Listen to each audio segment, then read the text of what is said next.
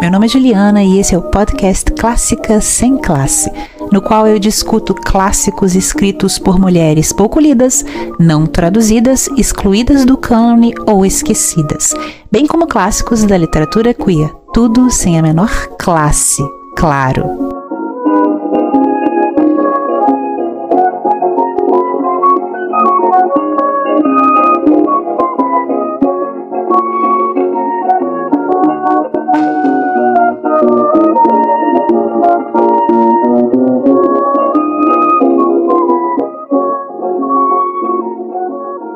No episódio de hoje eu lerei um conto escrito e publicado pela autora Iracema Guimarães Vilela, que assinava suas obras sob o pseudônimo Abel Juruá. Mas antes eu gostaria de fazer 2 convites e um aviso para vocês. O primeiro convite é para que participem do café literário do grupo do Discord Salão de Diletantes.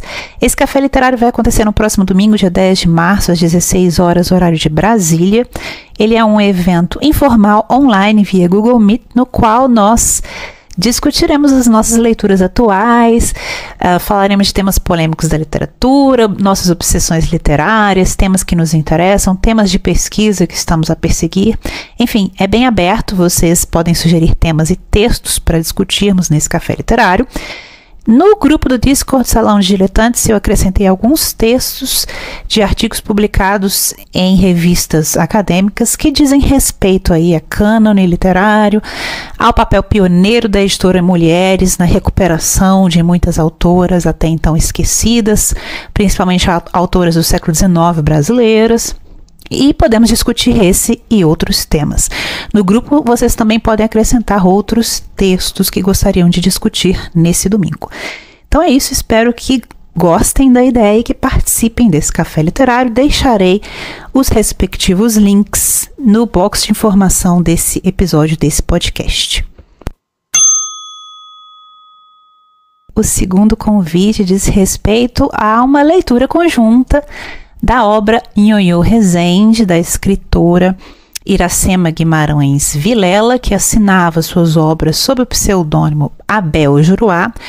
Nhonhô Rezende foi publicado em 1918, depois desapareceu dos catálogos e agora tem sido relançado pela editora Carambaia. O relançamento vai se dar agora em março e nossa leitura conjunta começa no dia 10 de março.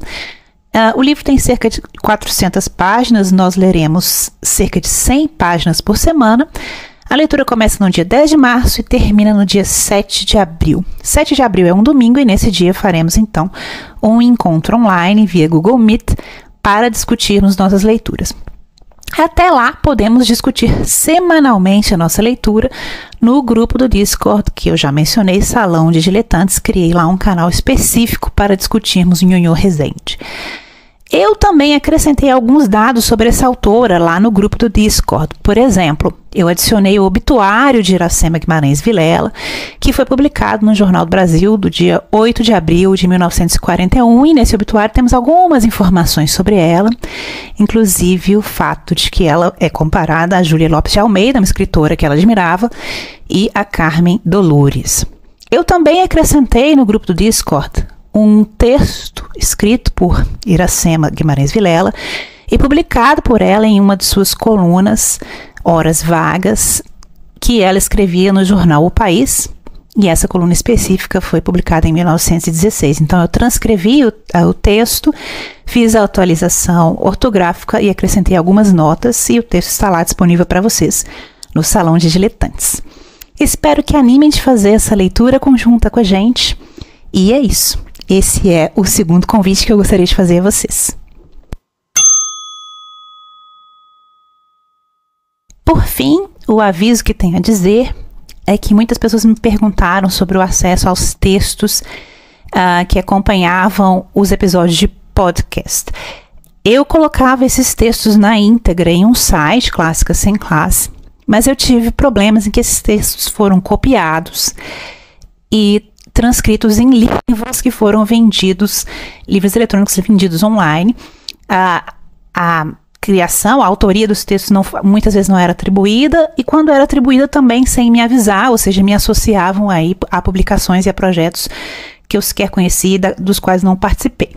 Então, por causa dessa situação bizarra, esses textos que acompanham os podcasts com transcrições, referências bibliográficas, eu vou colocar em uma newsletter e eles serão fechados. Isso para ter um pouco mais de controle sobre as pessoas que acessam esses textos e causar aí um pequeno obstáculo para que elas não copiem esses textos sem atribuição dessa forma um tanto bizarra, né? Então, é por isso que eu fiz essa mudança. E eu aviso para vocês aí, quando criar essa newsletter e colocar os textos lá, deixo o link aqui para vocês e aviso. É isso.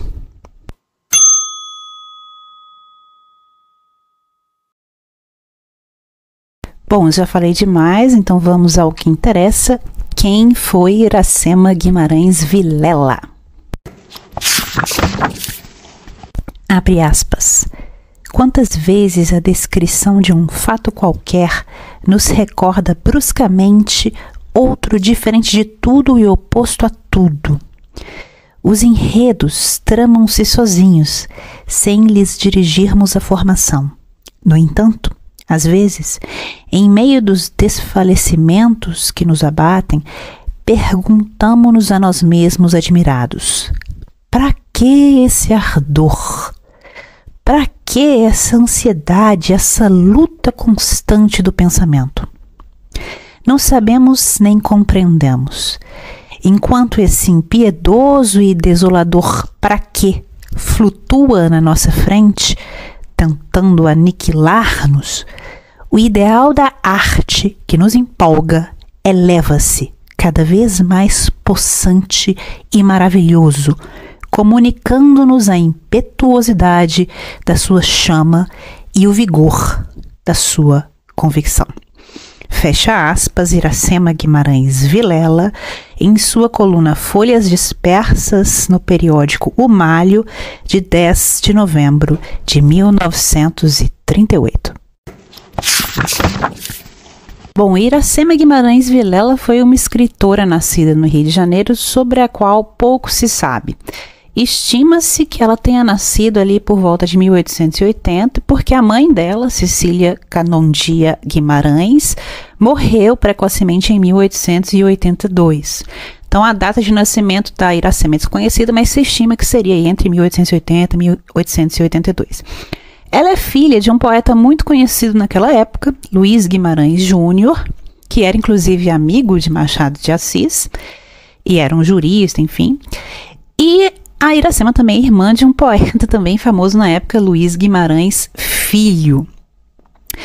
Como a mãe faleceu precocemente, ela e os irmãos, eram 4 filhos no total, foram enviados para morar com a avó, que morava em Portugal, e lá estima-se que Iracema tenha passado a infância e juventude. É o que sabemos sobre ela, muito pouco.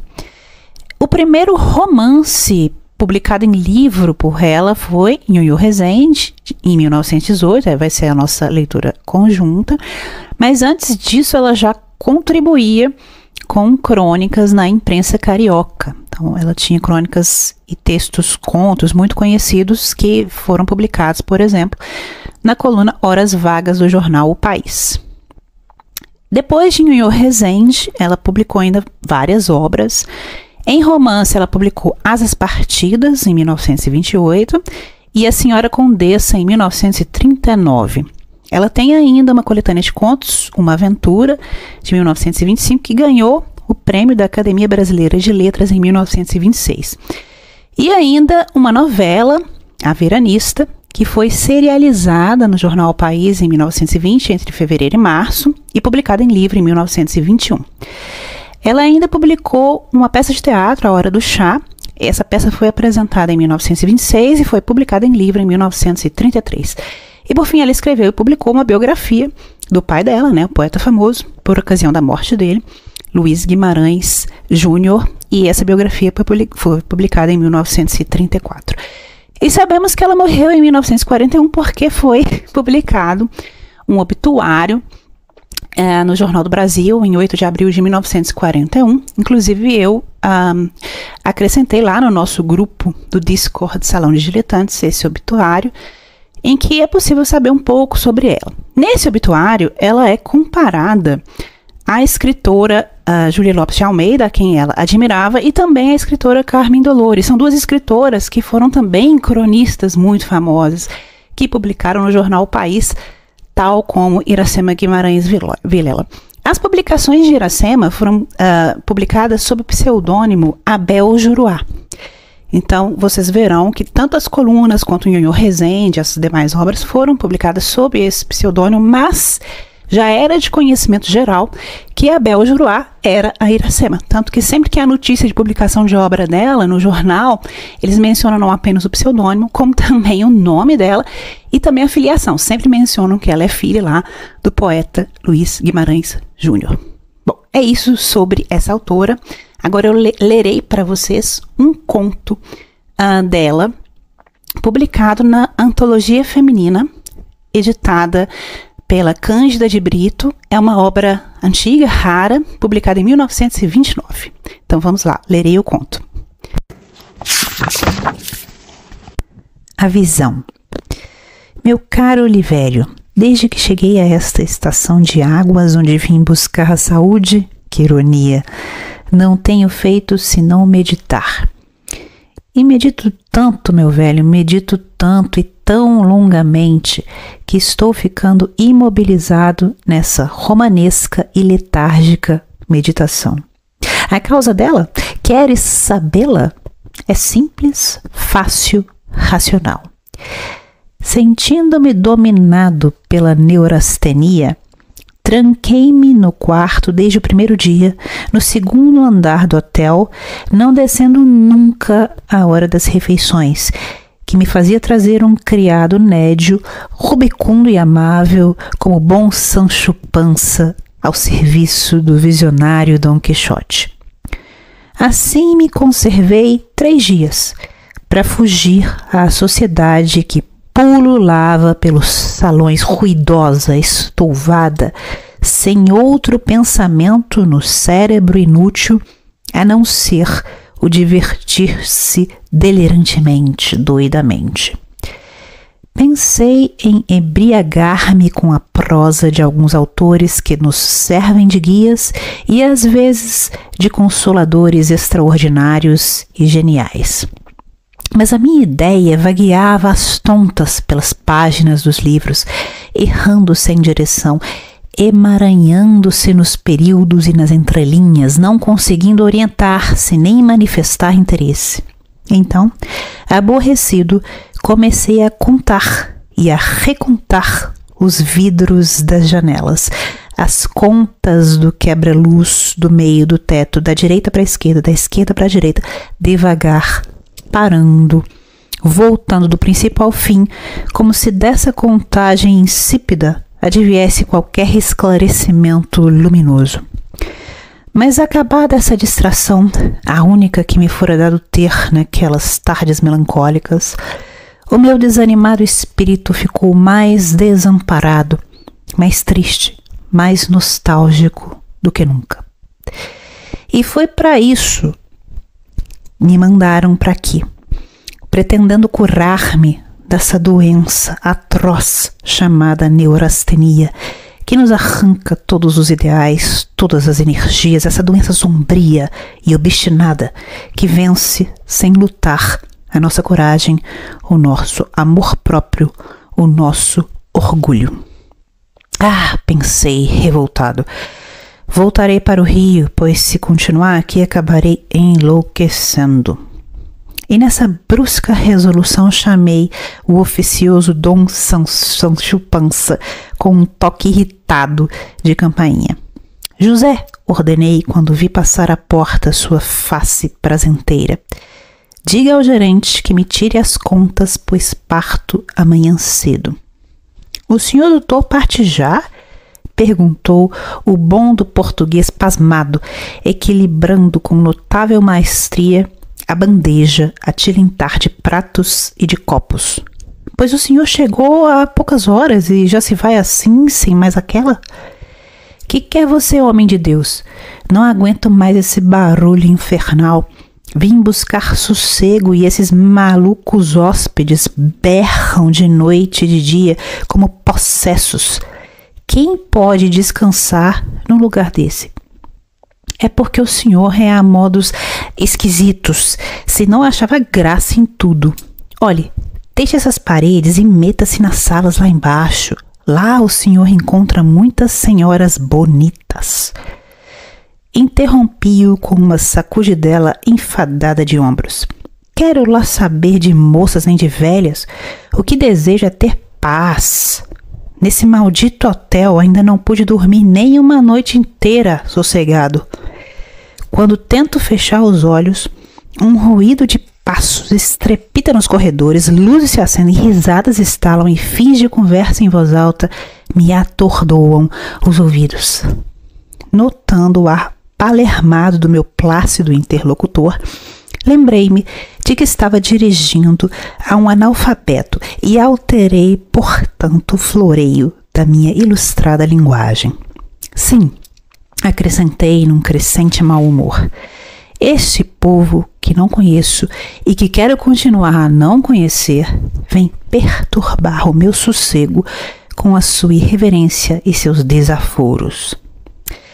Escute, seu doutor, ponderou mansamente Alonso, fazendo um gesto conciliador com a mão esquerda.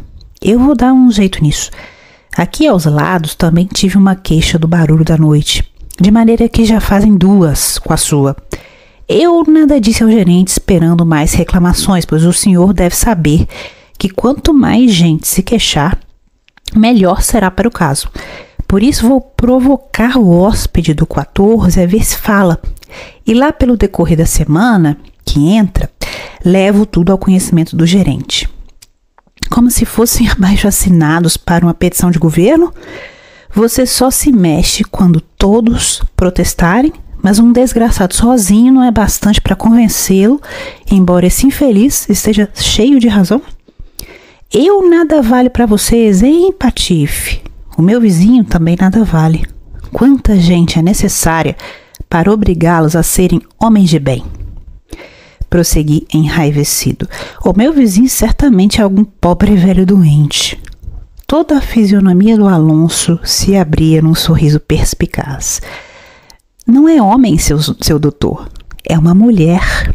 Ah! Exclamei surpreendido.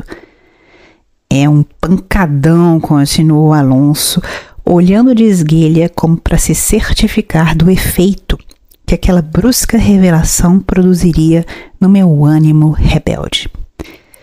Abri logo olhos curiosos. Pancadão? Ali? A 2 passos? E eu sem saber? Pancadão? Acrescentei já mais sereno. Que quer você dizer com isso? Alonso tornou a sorrir, demorada e expressivamente. A sua larga face estava toda banhada de alegria, uma alegria astuciosa, fina, de grande penetração. É que é de Truz, tornou mais baixo, dando 2 estalidos com a língua. É casada, solteira ou viúva? Está só? Interroguei, precipitando as palavras que me acudiam em tropel nos lábios curiosos. Eu cá não sei o que ela é, só sei que é bonita a valer. Quem a conhece melhor é a Felisberta, a criada do quarto, que está sempre a dar tramela. Há de ser viúva ou solteira, porque não lhe vejo um homem. O meu tédio tinha soltado as turvas garras de abutre, deixando-me respirar um pouco. Endireitei-me na poltrona de palha, na qual eu vivia afundado como num grande berço, e com pupila já a chamejar. Mas é bonita mesmo, Alonso? Porque para vocês que têm olhos, nariz e boca sem defeito já é considerada bonita. É bonita mesmo, seu doutor. Com sua licença. E o bom copeiro, mais animado pelo meu aspecto sorridente e o tom mais acolhedor da minha voz, pousou a bandeja numa pequena mesa ao lado. Felisberta diz que ela parece ter algum desgosto, porque vive lendo, sem parar um minuto. Cartas, inquiri depressa. Não, senhor, livros. É um nunca acabar de ler.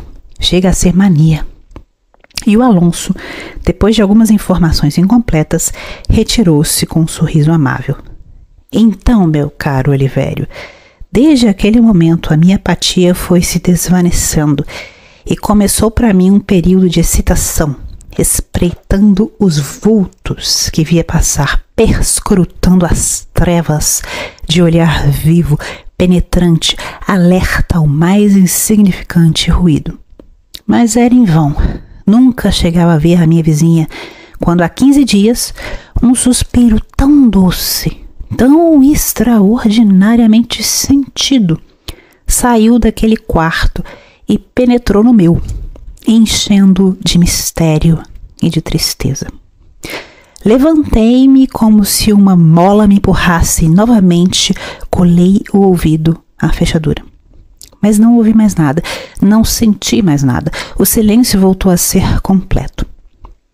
Então, Olivério, não resisti à minha indelicada curiosidade de homem. Saí do quarto e pus-me a passear pelo corredor de um lado para o outro, arrastando os pés com tamanha impertinência que, ao fim de alguns minutos, uma fechadura rangeu e um vulto branco e muito esguio, postou-se entre portas, como um fantasma, olhando-me silenciosamente. Fixei deslumbrado sem poder pronunciar uma só palavra, enquanto a moça, com um lindo braço nu encostado ao batente da porta, me encarava, sempre severa e fria.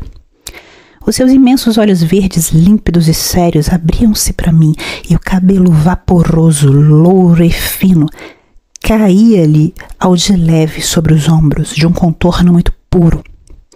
Diante dessa mocidade perfeita, estaquei como em frente de uma estátua maravilhosa que me tolhesse os movimentos, a ação. Tentei dizer-lhe qualquer coisa para me desculpar a irreverência, mas não pude. Toda minha alma em êxtase conservava um pasmo, uma admiração sem limites. Ela manteve-se naquela atitude poucos segundos, afinal fechou a porta e desapareceu. Voltei para o quarto como um colegial apanhado em flagrante e durante 8 dias via sempre esgueirando-se no corredor ou aparecendo entre portas toda branca, toda loura, pousando em mim aqueles olhos magoados como a implorarem a misericórdia do amor. Uma tarde, dirigi-me a ela, mas logo a sua imagem desapareceu rapidamente enquanto um suspiro repercutia doloroso e longo. A minha inquietação aumentou e, nervoso, pus-me a escutar como um culpado todo o rumor que de lá saía. Afinal, um dia decidi ser mais explícito, mais decisivo e chamei Alonso em meu auxílio. O português, a quem eu testemunhara a minha generosidade várias vezes, acorreu logo ao meu encontro. Alonso, disse-lhe eu, você vai fazer-me um favor. Quantos queira, seu doutor.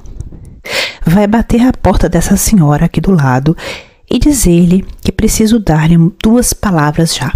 É um caso urgente. A fisionomia do pobre homem murchou de abatimento. Não é possível, seu doutor. Ela foi-se embora hoje pela madrugada e eu não sei para onde. Com semelhante notícia, senti-me desfalecer e a voz ficou quase sumida. Foi-se embora. Por quê? Quem era ela? Teria adivinhado pelo ardor dos meus olhares o que minha alma estava sofrendo? Teria compreendido o consolo que sua maravilhosa imagem me fizera? Olivério, o desânimo voltou a esfacelar-me à vontade. Estou de novo sem coragem, sem força, sem alegria. Apenas pude desprender-me dessa melancolia para desabafar a amargura que me invade. Tem pena desse farrapo de carne e abraça o teu Edgar.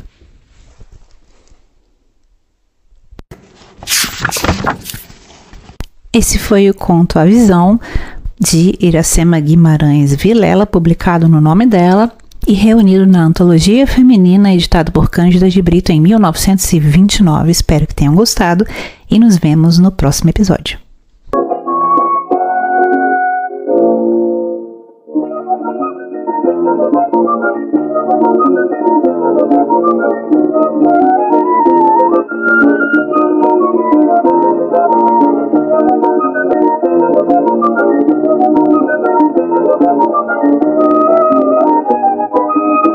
Esse episódio foi escrito, produzido e apresentado por Juliana Brina em março de 2024. A música tema é a música O Gaúcho, também conhecido como Corta Jaca, composta por Chiquinha Gonzaga e interpretada pelo grupo Chiquinha Gonzaga, que era criado e dirigido pela própria maestrina Chiquinha Gonzaga e era composto pelos músicos Antônio Maria Passos na flauta, Nelson dos Santos Alves no cavaquinho e Tucci no violão de 7 cordas. O Corta Jaca, o Gaúcho, fez parte de suas primeiras gravações já em 1911. A fotografia de Iracema Guimarães Vilela que ilustra esse episódio foi retirada da revista O Malho de 13 de agosto de 1936.